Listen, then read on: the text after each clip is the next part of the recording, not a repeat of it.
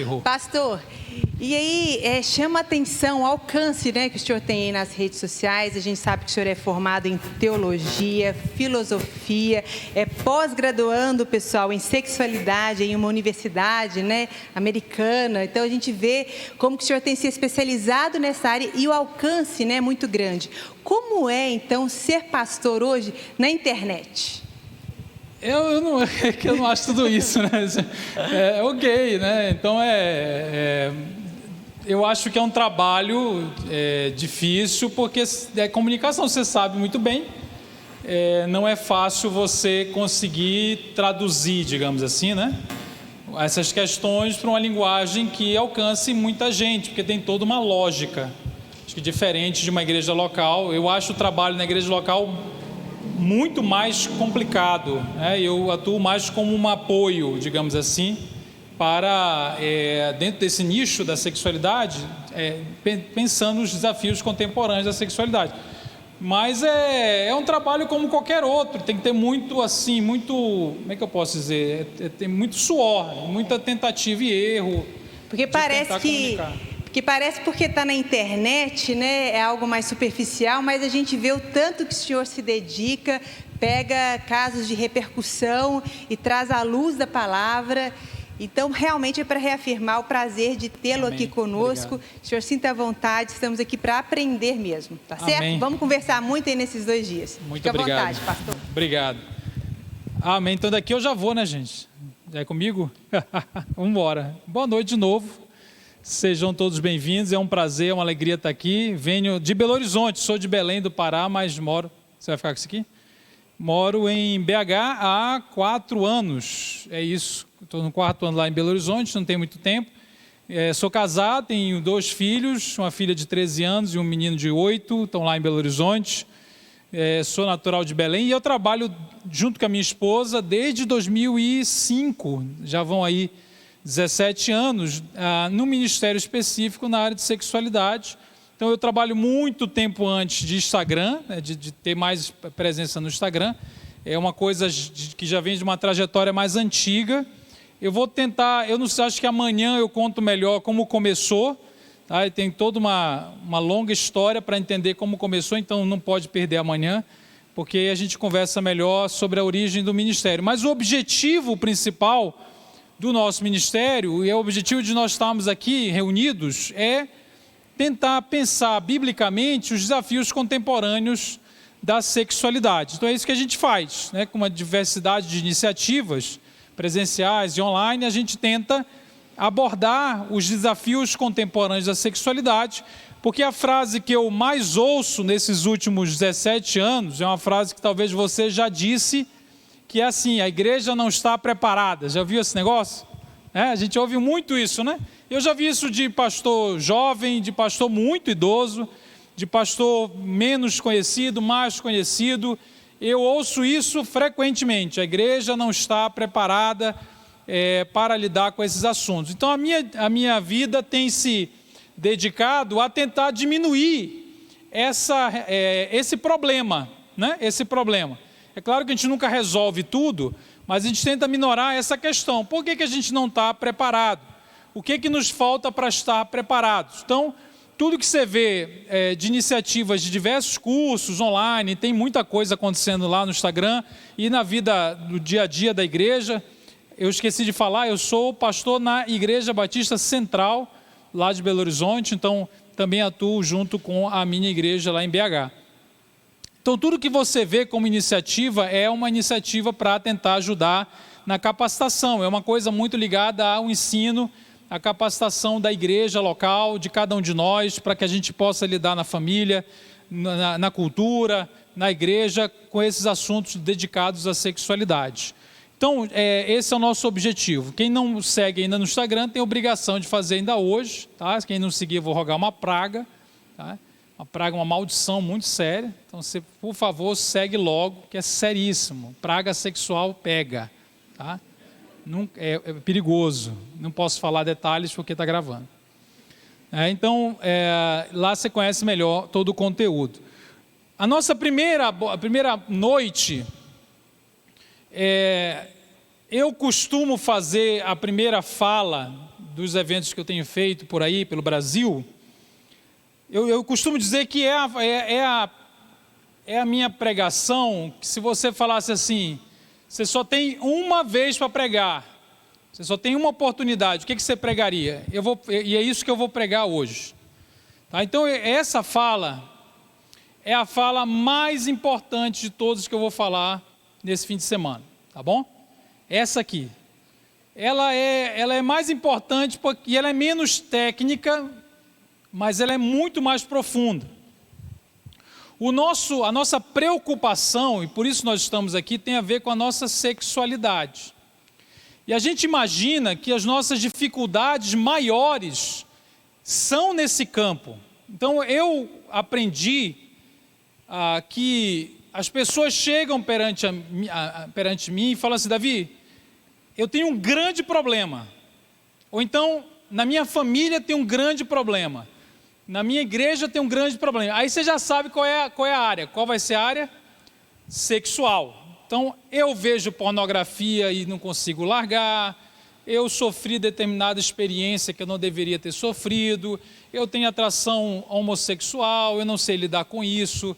Eu tenho conflitos ligados a gênero, eu não faço a menor ideia de como lidar com isso. Então, ele começa a falar de uma série de comportamentos ou de uma série de conceitos, pensamentos.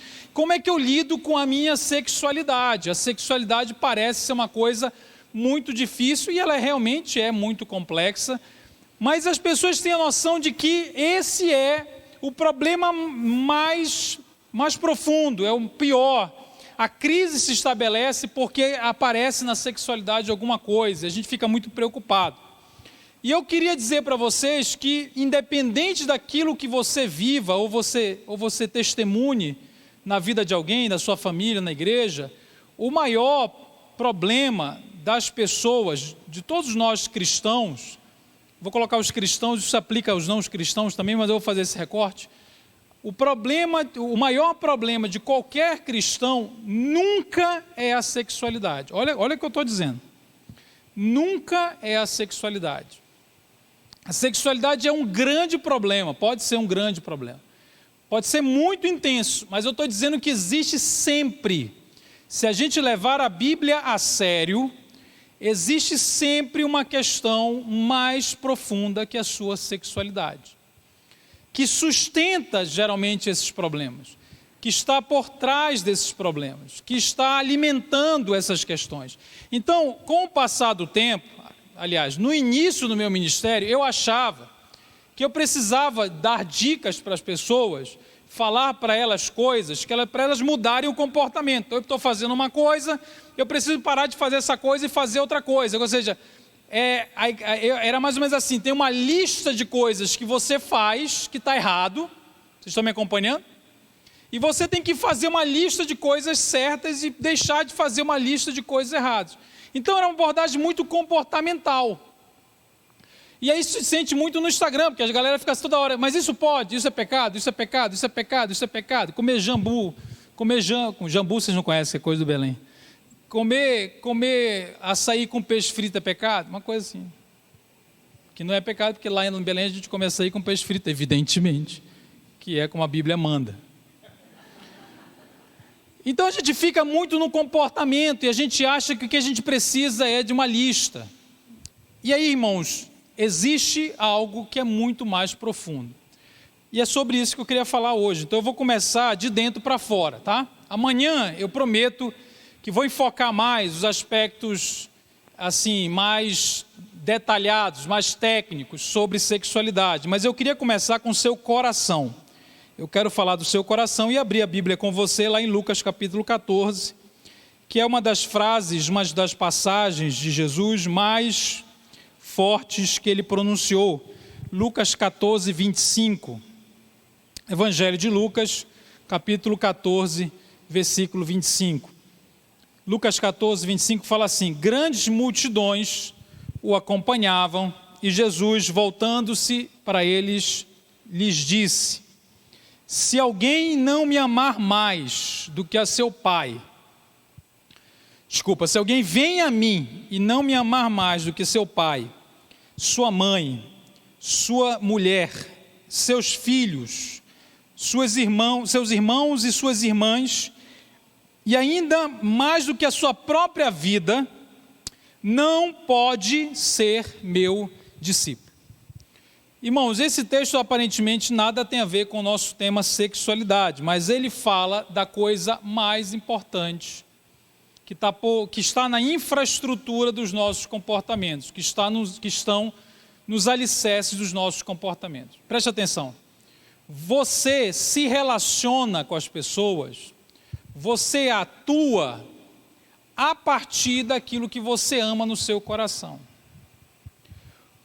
Nós obedecemos aquele que realmente nós amamos. E para saber quem realmente você ama, você precisa fazer essa pergunta: a quem eu estou obedecendo? Eu vivo em função de quem? E aí você vai descobrir quem você ama. Você já teve a impressão de que faz uma coisa e sabe que não deveria fazer? Você já não balance a cabeça. Você é uma pessoa maravilhosa, não deixa ninguém perceber que você não presta, né? Estou brincando, você presta. Você não presta, não. Então, você sabe quando você fala assim: eu sei que eu não devo fazer isto, por que eu faço? E o pastor vem e me explica que está errado. Aí eu mando a pergunta não sei para quem, e eu fico todo... E pode... Não, eu já sei que está errado. Então, eu vou dar um exemplo assim, mais simples, né? Eu sei que eu não devo ver pornografia. Eu não preciso que alguém me diga que não é para ver, eu já sei. Por que eu vejo? Por que eu pratico algo que eu sei, na minha razão, na minha mente, que eu não devo praticar? A resposta, querida, é simples. Não se trata daquilo que você sabe, se trata daquilo que você ama. Se trata daquilo que conquistou o meu coração. Jesus está falando assim para a multidão, então isso aqui ele está se dirigindo àqueles que não eram discípulos próximos. Olha, se vocês quiserem se tornar realmente meus discípulos, se vocês quiserem realmente me seguir, me imitar, existem algumas condições. E ele não disse assim: olha, você tem que me amar. Porque as pessoas dizem: olha, o importante é amar a Deus. Amém? Não. Se Jesus tivesse dito: olha, se você quer ser meu discípulo, me ame, estava fácil. Ele disse: você vai ter que me amar mais. Você vai ter que me amar mais. E aí ele cita coisas que não são necessariamente pecados. Ele fala: você vai ter que me amar mais o seu pai e a sua mãe. Ele meteu até a mãe no meio. Tem alguma coisa errada em amar pai e mãe? Necessariamente? Não. Não foi Deus que mandou a gente amar pai e mãe? Honrar pai e mãe? Sim. Mas por que Jesus então está dizendo que eu tenho que amá-lo mais até mesmo que o meu pai e a minha mãe? Porque se ele tivesse dito: você tem que me amar mais do que a pornografia, aí você fala: lógico, é isso mesmo. Porque você identifica aquilo como algo ruim, você identifica aquilo como algo ilegítimo. Só que ele vai um pouco mais profundo, ele está falando de coisas legítimas, coisas que o próprio Deus deu. Se você me amar mais, se você amar mais o seu filho, a sua filha, tem uma coisa errada necessariamente amar filho e filha? Não. Os seus irmãos, as suas irmãs e a sua própria vida. Você não pode ser meu discípulo porque você já tem um discipulador, aquilo que você ama. Os nossos comportamentos, inclusive na sexualidade, traduzem os nossos amores, denunciam os nossos amores. E a gente fica pedindo perdão porque olhou o que não devia, como se tudo se resumisse ao olho. A gente fica pedindo perdão porque tocou onde não devia, como se as coisas se resumissem à sua mão. A gente pede perdão porque sentiu, até isso a gente pede perdão, às vezes indevidamente. Porque sentiu uma coisa que na teoria não deveria sentir. E a gente não entende que nós estamos sendo conduzidos por aquilo que conquistou os afetos do nosso coração. Irmãos, preste atenção. Deus nos criou, você sabe disso.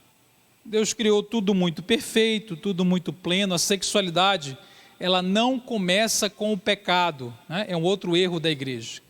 A igreja tem a tendência de começar a falar de sexualidade a partir do pecado. Uma vez eu estava num lugar de jovens e o pastor me chamou e falou assim, eu estava falando de Gênesis, né? Da criação, das origens. E ele olhou e falou assim, quando é que você vai dizer que é pecado? Ele estava preocupado. Ele queria que o pessoal parasse de fazer as coisas. Eu estava falando, nossa, que é maravilhosa, vem de Deus. E a sexualidade é uma grande bênção de Deus. A gente vai falar disso amanhã. Então a história não começa com o pecado, começa com o próprio Deus. Começa com uma coisa muito positiva. E acontece a queda. A queda, ela afeta todo o nosso ser, inclusive as nossas emoções, inclusive as nossas decisões, inclusive os nossos desejos. Ela afeta os nossos amores. Nós não amamos a Deus da maneira como Ele quer ser amado naturalmente. Nós não amamos a Deus, amamos o próximo da maneira como Deus quer que a gente ame naturalmente. Isso não flui de nós naturalmente. Nosso coração produz o oposto disso. Veja, quando Jesus teve que resumir toda a lei, sabe tudo que você tem que obedecer? Não adulterar, não se prostituir, abandonar o pecado X, Y, Z. Quando ele precisou resumir, olha como a gente não percebe as coisas, né? Quando ele precisou resumir toda a obediência, ele falou que tem 2 mandamentos. Eles falam de quê? Vocês sabem, não sabem, gente? Não me decepciona agora. Aí, ó, segura aí, vamos lá, vou repetir. Os 2 mandamentos que resumem toda a lei, toda a obediência, falam sobre o quê? Sobre como amar. E os mandamentos que você conhece, diz assim, o primeiro não é ame a Deus, é ame a Deus de uma determinada forma. É amar a Deus de uma determinada forma. Querido, se eu falar para você, tem uma rua aqui, né? Eu falar, olha, pega um carro e estacione na rua. Qualquer jeito que você estacionar, você está me obedecendo, não está me obedecendo? Porque eu só falei estacione na rua. Se eu falar estacione na esquina 45 graus, do lado direito, existe uma maneira de obedecer o que eu estou falando. Nós, por causa da queda, nós não amamos a Deus como Ele merece ser amado naturalmente. Nós não sabemos amar. Mas como assim, se toda a Bíblia está falando sobre amor, e Deus é amor, e o importante é amar, e as pessoas hoje repetem isso, né? Se Deus é amor, então como é que Ele pode ser contra o meu amor? Toda forma de amor vale a pena, diria o profeta Lulu. Que Deus abençoe. Uma vez eu fiz uma brincadeira com uma igreja, eu quase apanhei, velho. Nó. Eu não vou repetir a brincadeira, mas deu vontade. E a gente imagina, poxa, mas eu sei amar. Eu sei amar.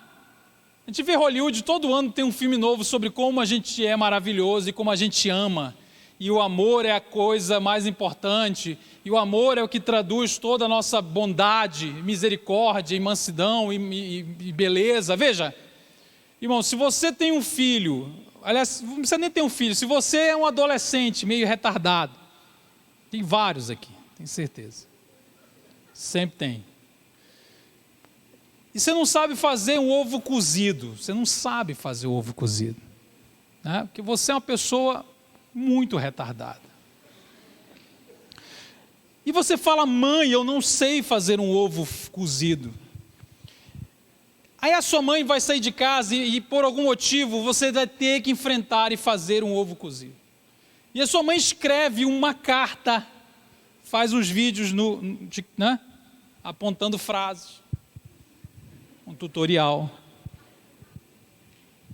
Eu odeio apontar frases, mas eu aponto só para ter o quê? Audiência. A gente se prostitui. E a tua mãe faz um vídeo, ela escreve um texto, como fazer ovo cozido. Aí você fica lá e lê 3 páginas de como fazer ovo cozido. Você está lendo sobre aquilo porque você sabe ou porque você não sabe? Porque você não sabe. Então, quando você lê na Bíblia assim, gente, é para amar desse jeito e desse jeito. Aí volta, tu vai para outro livro, está lá dizendo, então, você tem que amar assim, ó, aí ama desse jeito. Aí Jesus conta uma história, um monte de parábola para dizer como é para amar. A do samaritano, e a história não sei do que, da videira. E ele está toda hora, tem que amar desse... É porque a gente sabe... Deus está falando em amor, amor, amor, porque a gente sabe, a gente é maravilhoso, ou porque a gente não faz a menor ideia como amar a Deus, se depender da gente mesmo? Eu amo desorganizadamente. E esse é o meu problema. Essa não é a solução, é o meu problema. O meu coração,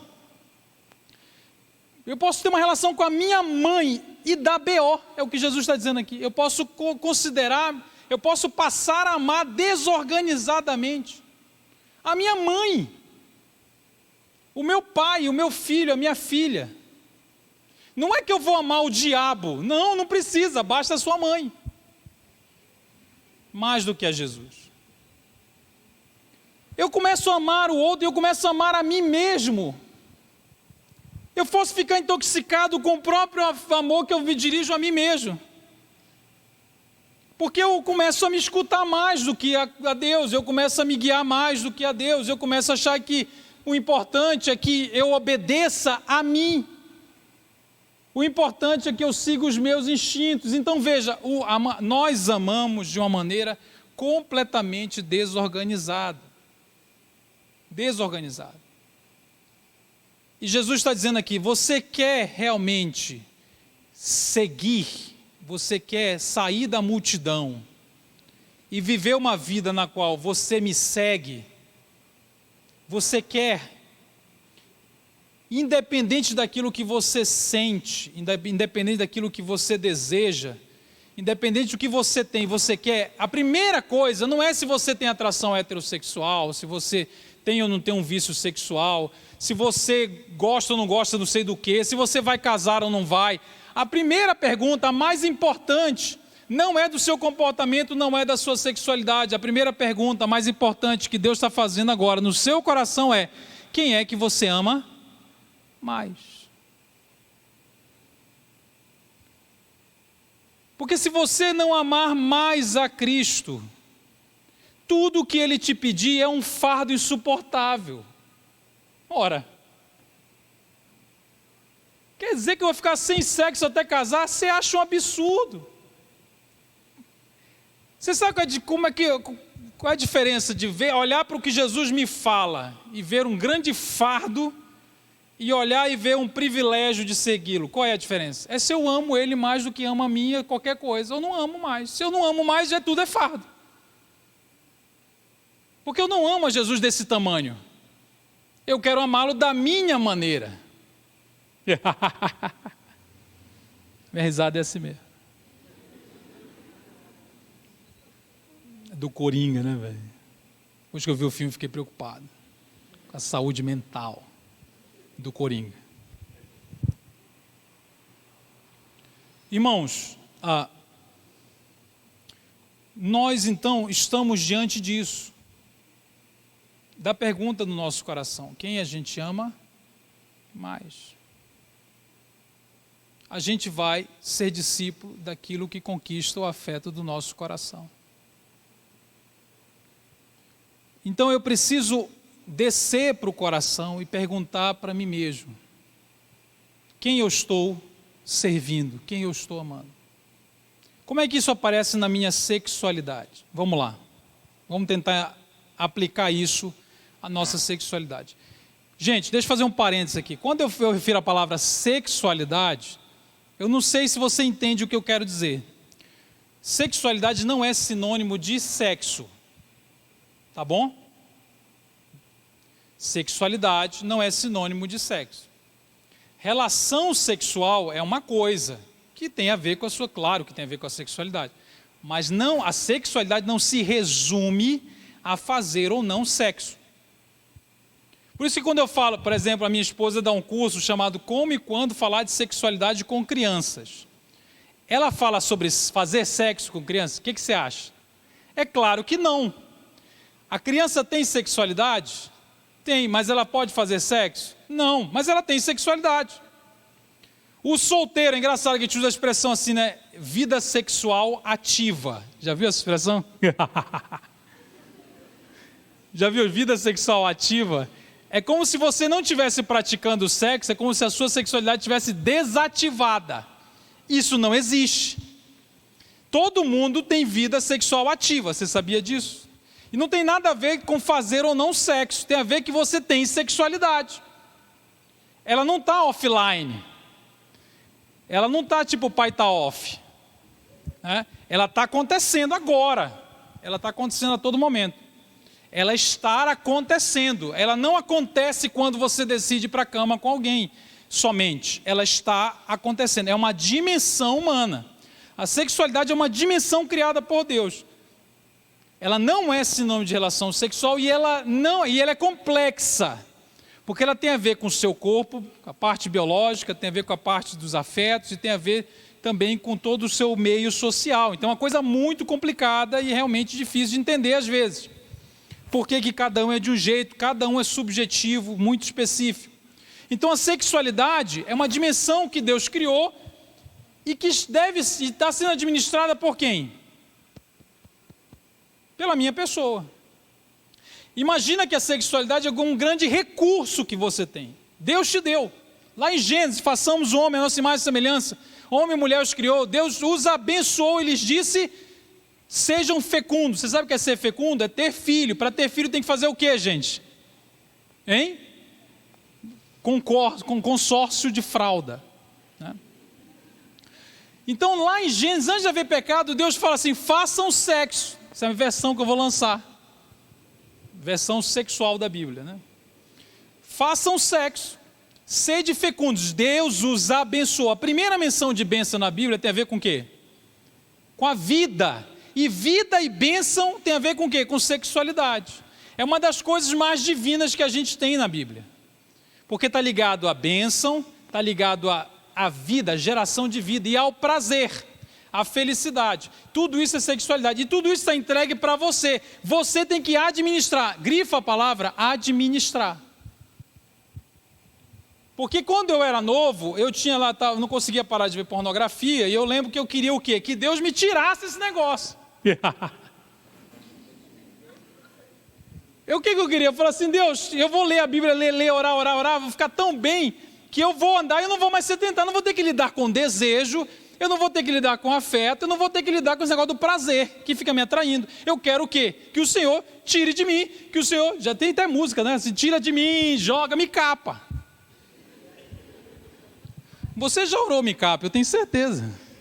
Está escrito no diário, querido diário. Deus capa-me. Fica mais Fernanda Brum, né? Capa-me, ó Deus. Tem aquela música sobre... a irmã lembrou da música. Ficou mais Eichela.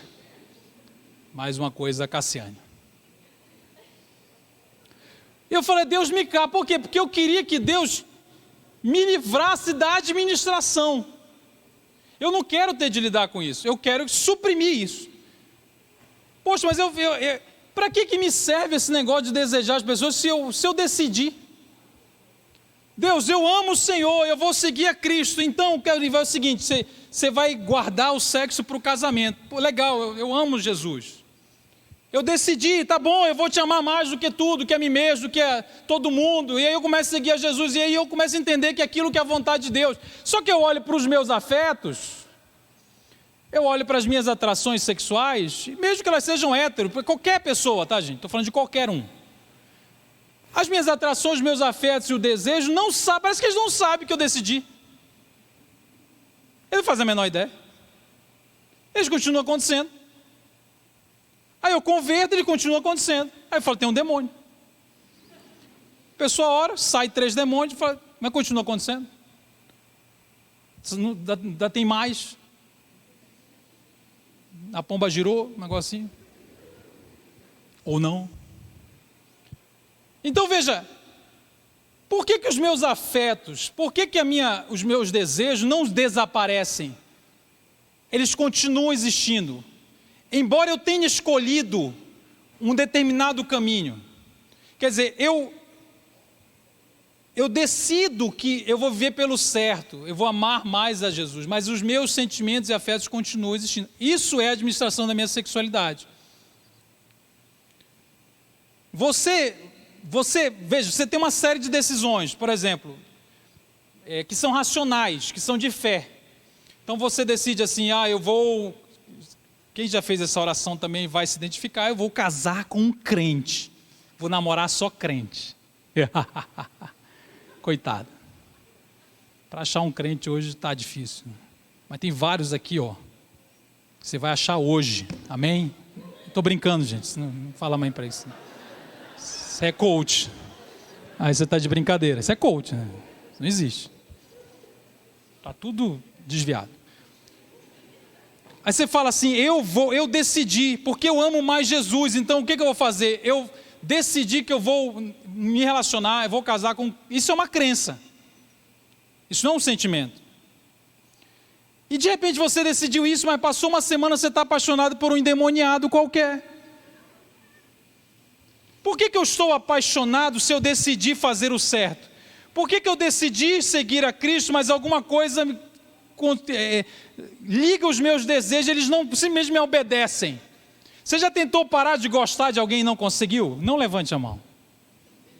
Você já tentou gostar de alguém? Tentou gostar de alguém, mas não dava conta? Geralmente é a tua mãe. Insuportável. A irmã riu ali, lembrou da mãe, Dia das Mães, em maio. Por que os meus afetos, eles não simplesmente acompanham as minhas decisões de fé? Eles não acompanham. É por isso que eu falo assim, então Deus tira de mim. Porque se eu sinto coisa que me aponta para aquilo que o Senhor não quer que eu faça, por que eu continuo sentindo essas coisas? Gente, isso é a vida de qualquer um de nós. Todo mundo lida com afetos, desejos, que não apontam para aquilo que Deus quer de mim. E eu vou ter que dar conta disso. Não adianta eu falar, então tira de mim, eu quero ficar sem sexualidade. Eu vou ter que dizer, Espírito Santo, eu preciso que o Senhor me ensine a te amar mais do que o meu próprio coração. Mas eu só vou provar que eu amo a Cristo mais que o meu próprio coração quando eu tiver no meu coração alguma coisa de valor que me atrai, que me conquista. Eu preciso pedir, Deus, eu devo pedir, Deus, eu preciso que o Senhor me torne maduro o suficiente para, convivendo com atrações e desejos, eu consiga te glorificar, porque eles não vão desaparecer. Eu decido coisas. Quer dizer, todo o discipulado de Cristo é você aprendendo a viver pelo que você crê. E aquilo que você decidiu amar mais, enquanto você convive com uma série de desejos e sentimentos que são contraditórios ao que você crê. Por exemplo, eu digo assim, eu devo ser fiel à minha esposa, ok? Sou casado há 15 anos. Fidelidade é um sentimento ou é uma decisão do meu coração? O que você acha? Eu tenho arrepios de fidelidade. Fidelidade. Não, acordei fiel. Toma aqui os R$50. Quem não entendeu, eu não estou nem aí. Se você não entendeu isso, há um problema sério no seu devocional. Orgulho, né? Pessoa que não entendeu a referência. Está mal, tem que orar mais. Então, eu não tenho arrepio de fidelidade. Você não, por exemplo, você vai lavar louça. Você é tentado a lavar louça de madrugada? Uma vontade de lavar uma panela. Alguém já acordou desesperado, assim, eu preciso de um aplicativo para achar uma louça perto de mim? É o Deu Match, Deu Tigela, negócio assim. Ai Tigela. Nó. Você lava aquilo pela fé, você não lava porque você quer. Porque você decidiu. Então veja, o que acontece com cada um de nós? Nós estamos aqui, nós decidimos, vou seguir a Jesus. E de repente no meu coração surgem afetos e desejos que me apontam para o outro lado. E eu vou ter que aprender a viver pelo que eu creio. Eu vou ter que aprender a amar a Jesus mais. Porque há uma tentação de amar alguma coisa a mais. Alguma coisa que me atrai, alguma coisa que é interessante. E que eu não decido exatamente que me atraia. Como assim eu não decido? Não, você não decide. Vou dar um exemplo para você. Eu falo de mim, do meu casamento, o pessoal pensa que eu estou em crise. Esse cara vai divorciar a semana que vem. Que é tanto exemplo que eu dou de mim que o pessoal está pensando, já está fazendo até a vaquinha para pagar o advogado. Mas eu estou bem, gente, tá? É só um exemplo. Eu estou aqui, eu decido que a Gisele Bündchen é atraente? Eu não decido a Gisele, coitada da Gisele. De que me serve a atração pela Gisele? De nada. Me serve para alguma coisa? Se eu pudesse escolher e não ter essa atração, você não acha que eu escolheria? Eu não quero adulterar. Vocês estão me acompanhando ou não? Eu não quero adulterar. Eu queria ter um botão para ter atração só pela minha esposa, mas esse botão não existe. Como assim? Não existe. Quando eu era solteiro, eu não decidi, eu não estava aqui totalmente off. Aí quando apareceu a minha esposa, que eu não sabia que ela era, mas quando ela apareceu, aí foi a única mulher que me atraiu, fez assim, aí tipo um print no Crepúsculo, já viram o Crepúsculo? Antes do Batman, velho, o cara era um morcego, era um vampiro, morcego. No Crepúsculo tem que coisa inútil, velho. É muito inútil isso. É brincadeira, viu, gente? Mas lá o Jacob, ele tem um print. Com a meninazinha lá, querido. Nó! Isso é da década de quando? Foi Crepúsculo. Muito idiota essa comparação. Muito infeliz. Se você não entendeu, eu não estou nem aí. A sorte é sua, você está bem. Tá? Se você entendeu demais, você está mal. Você está precisando dar uma orada. E aí, quando ela surgiu, eu não... o que eu estou dizendo para você assim, na tarefa de amar a Jesus mais do que a mim, eu não escolho exatamente tudo que eu sinto. O sentimento é uma reação à vida. É uma reação. Eu vou repetir, é uma reação. Ele acontece. E aí, quando ele acontece, eu vou ter que fazer uma escolha. Aí sim vem a escolha. Nós não escolhemos os sentimentos, as atrações que temos, nós escolhemos o que fazer com elas. O que eu vou fazer com isso? E eu não sou livre, eu não sou liberto de nenhum tipo de afeto quando ele desaparece, que é a oração errada que a gente faz. Porque a gente acha assim, o meu problema é que algumas coisas me atraem. Então eu estou orando para aquilo não me atrair mais. Você está orando errado. Você não é liberto de algo porque algo passa a não ser atraente. Você é liberto quando aquilo que te atrai não define mais quem você é, o que você faz. Embora ela possa eventualmente estar ali ou não. Ela perde o poder. Porque eu decido amar mais a Deus do que a meu próprio coração. Que é a tarefa para ser discípulo de Jesus. Amar mais não é sentir mais. Amar mais é praticar. Esse aqui é importante. Nós ocidentais, quando lemos na Bíblia assim, porque a coisa veio da mente para o coração, o que a gente imagina? Que é uma coisa que vira sentimental, não é isso? Agora eu estou sentindo, então veio para o coração, não é isso que a gente imagina? A gente faz assim, né? Sentimento. Então a gente acha que o coração é o lugar do sentimento. Então se uma coisa é na minha mente, não está no meu coração, porque eu não estou sentindo. Por exemplo, a presença de Deus. Eu não estou sentindo, então não está no meu coração, porque eu não estou sentindo. Na Bíblia, coração não é isso. Você sabe quando uma coisa sai da sua mente e vai para o seu coração, para as Escrituras? Você sabe quando é que acontece isso? Atenção, é quando você pratica. Descer para o coração, nas Escrituras, significa praticar. É o que você escolhe fazer. Irmãos, teve uma pessoa que tentou ser discípulo de Jesus e não conseguiu. Ele é conhecido como o jovem rico. Ele tentou ser discípulo. E ele chegou com Jesus e falou assim: olha, eu faço coisas boas. E você conhece a história. Jesus falou: então pega os teus bens e entrega. Ele era uma pessoa rica, entrega para os pobres e vem me seguir. E ele fez um cálculo. Falou assim: mas por que a gente pensa só no dinheiro? Mas não é só no dinheiro, é o que o dinheiro pode proporcionar. O dinheiro proporciona conforto, estabilidade. Imagina que ele tinha todo um projeto de vida, baseado no fato que ele tinha dinheiro, que ele ia ser feliz, que aquilo o realizaria. Aquilo seria a felicidade que ele está garantida, porque eu tenho muito recurso.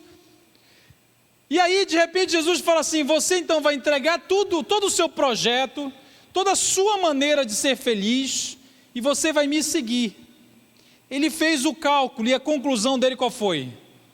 E se Jesus não for tão bom assim? E se ele não me fizer feliz? Caramba, eu vou... Porque veja bem, pobre entregar tudo aos pés de Jesus é fácil. Você tem R$2,25, Jesus pede todos os seus bens, você fala: mano, eu estou até devendo. Para te entregar os bens tem que pagar primeiro. Você entrega R$3 e fala assim: entreguei a minha vida. R$3 e aquelas, né, Tupperware de sorvete que você tem na geladeira. Mas eu sou rico.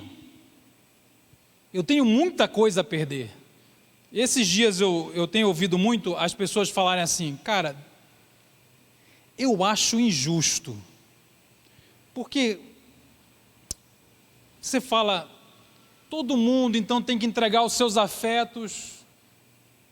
Eu não decido a maneira como eu vou ser feliz. Porque se, por exemplo, eu achar que a minha felicidade está em ter outras mulheres, eu não posso. Porque eu entreguei isso. Se eu achar que na pornografia que eu vou ser feliz, eu tenho que entregar isso. Embora aquilo gere felicidade momentânea. Mas é injusto. Porque assim, ok, todo mundo vai ter que entregar. Mas se o cara não tiver atração heterossexual? Porque o cara heterossexual, ele pode casar. Você já pensou isso? Eu ouço isso direto ultimamente. Antigamente não tinha muito essa fala. Mas ele pode casar, ele pode se relacionar com aquela pessoa que ele tem atração. Poxa, eu tenho atração, minha atração não é heterossexual. Como é que eu vou chegar com Jesus e eu vou ter que... Porque veja, o que me faria feliz seria um relacionamento com uma pessoa do mesmo sexo. Se eu estou entendendo o que a Bíblia está falando, esse relacionamento não vai acontecer. Se eu estou entendendo certo... Se é isso mesmo que a Bíblia ensina, esse relacionamento nunca vai acontecer. Então, meu Deus do céu, você está dizendo que eu tenho que entregar toda a minha expectativa de felicidade. E aquilo ia me realizar, aquilo ia ser todo o meu sonho, o meu prazer, a minha felicidade, eu vou entregar para Jesus. E vou seguir a Jesus e vou dizer assim: Jesus, o Senhor vai me satisfazer e eu vou entregar. Você tem certeza? É isso que eu estou falando. E sabe por que parece tão absurdo? Preste atenção nisso. Você sabe por que parece tão absurdo para você? Porque você não conhece Jesus. Porque quando a gente fala assim, Jesus, você acha que é o quê? É só uma religião. E se realmente for abandonar toda a sua expectativa de felicidade para ter uma religião, não vale a pena. Não vale a pena. Não faça. Você vai se frustrar. O jovem rico pensou exatamente você, só mudava o objeto. Ele falou, não dá, eu não consigo amar mais. Eu até amo, mas eu não vou confiar minha felicidade a Jesus. Eu não vou confiar minha realização a Jesus. Ele não pode ser discípulo, porque ele já tem um mestre, ele mesmo. Ele já tem um amor, ele mesmo. E Jesus parece pequeno. Jesus parece incompetente. Jesus parece que vai me frustrar. Porque a minha noção de Jesus é minúscula.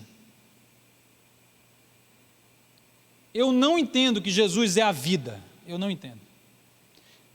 Se você não entender que Jesus Cristo é a própria vida, você não vai abandonar nada.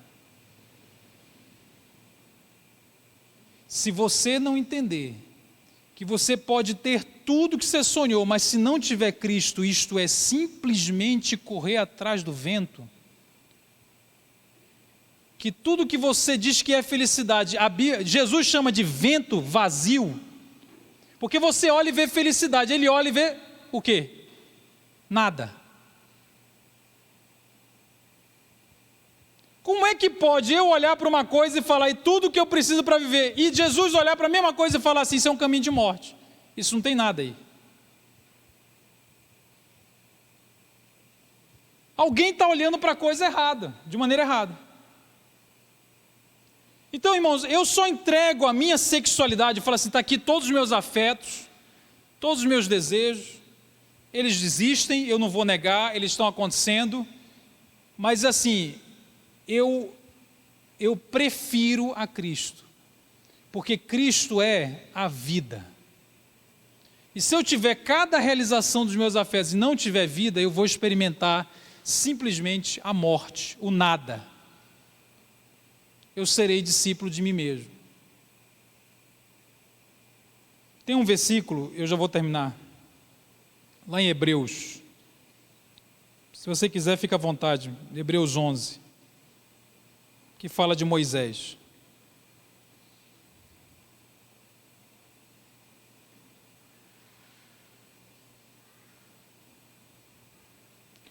Hebreus capítulo 11, versículo 23. Diz assim, pela fé Moisés... Não, perdão, é o versículo 24. Pela fé Moisés, quando já homem feito, recusou, olha o que Moisés recusou, ser chamado filho da filha de Faraó, preferindo ser maltratado junto com o povo de Deus a usufruir prazeres transitórios do pecado. Agora o versículo 26 vai dizer por que ele fez isso. Moisés está lá no Velho Testamento, vocês estão ligados? Está lá no Velho Testamento. E ele está dizendo assim, 26, porque considerou a vergonha de Cristo. Como é que Moisés está vendo Cristo? Porque considerou a vergonha de Cristo por maior riqueza do que os tesouros do Egito, porque contemplava o galardão, a recompensa. Moisés abandonou um lugar de felicidade, prazer, realização, status, poder, a vida feita, tudo o que ele quisesse acontecer. Se ele falasse A, era filho da filha do maior governador daquela época, do mundo inteiro. Por que que esse cara preferiu sofrer com os seus compatriotas? O texto está dizendo, porque ele viu Cristo. E se você realmente ver Cristo, tudo começa a ficar menor. Se você realmente ver Cristo e pensar porque ele via a recompensa. A recompensa não é uma coisa que Cristo iria dar a ele. Não, é o próprio Cristo. Então você fala assim, Deus, eu tenho garantia que eu vou casar? Eu não sei. Eu não sei se você vai casar. Mas tem garantia que eu vou sentir a atração que eu quero? Eu não sei como vai acontecer isso. Eu só sei de uma coisa. Você vai ter Cristo. E Moisés, quando ele viu quem é Cristo, ele falou assim, pode levar. Não precisa. Todos os planos de felicidade dele ficaram desse tamanho. Se reduzem a nada. O problema é que a gente não conhece a Cristo. A gente não tem noção.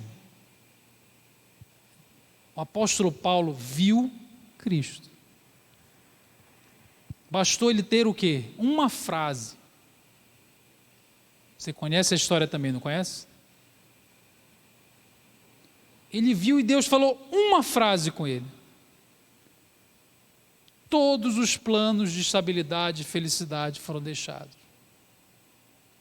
Porque ele viu Cristo.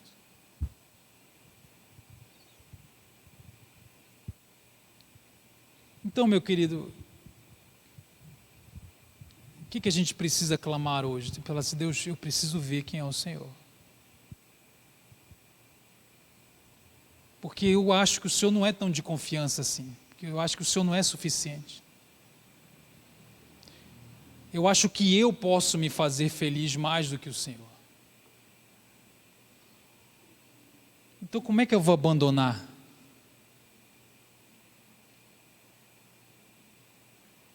Como é que eu vou deixar?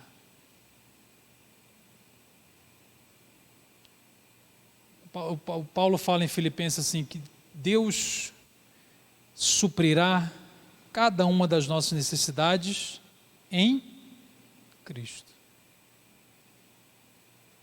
Se você tem o filho, você tem a vida. Se você não tem o filho, você não tem a vida. Você tem o seu casamento que você sempre quis.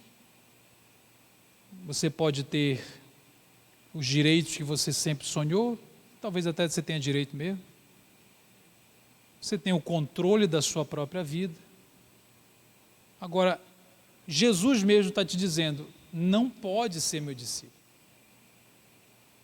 Você não vai conseguir ser discípulo de duas coisas. Você não vai conseguir. Não dá. Para ser meu discípulo, você tem que me amar mais. Mais até daquilo que é legítimo. Imagina daquilo que não é. É me amar mais. E eu estou te dizendo, vale a pena você abandonar toda a sua expectativa e confiar em Cristo. Porque o tamanho dele ele é muito superior. Só que você não controla Cristo. Porque o seu ídolo, você e o seu ídolo, você controla o seu ídolo. Cristo você não controla. Jesus, mas eu vou casar quando? Eu vou sentir o que eu quero sentir quando? Você não vai colocar Deus na parede e vai forçá-lo a fazer nada. Porque Ele vai controlar o processo. Porque o objetivo de Deus, se você se entregar e falar assim, eu vou amar a Cristo mais do que tudo, o objetivo de Deus não é te fazer feliz agora, é fazer você parecido com Cristo. É fazer você cada vez mais adulto. Então é claro que as coisas vão ter que ser processadas e vai ter que amadurecer. E não vai te dar tudo o que você quer, porque você não controla. Amém? Então a pergunta para a gente orar hoje é a seguinte: quem você ama mais? Feche seus olhos. Antes de responder a pergunta, faça a pergunta ao Espírito Santo. Porque às vezes o nosso coração nos engana. A gente acha que ama mais a Deus.